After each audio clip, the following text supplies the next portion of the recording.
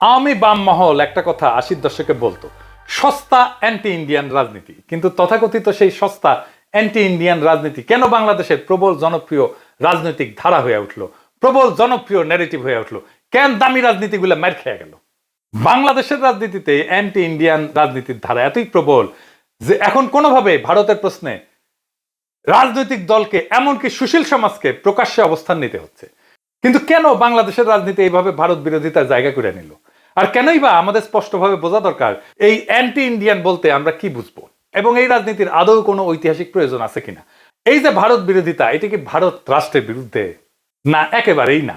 বাংলাদেশে anti Indian রাজনীতি যত না ভারতের বিরুদ্ধে, তার চেয়ে বেশি দেশের ভিতরে, মানে বাংলাদেশের ভিতরে একটা বিশাল ঐতিহাসিক রাজনৈতিক ভাবনা, মতবাদ বা আইডিওলজির বিরুদ্ধে।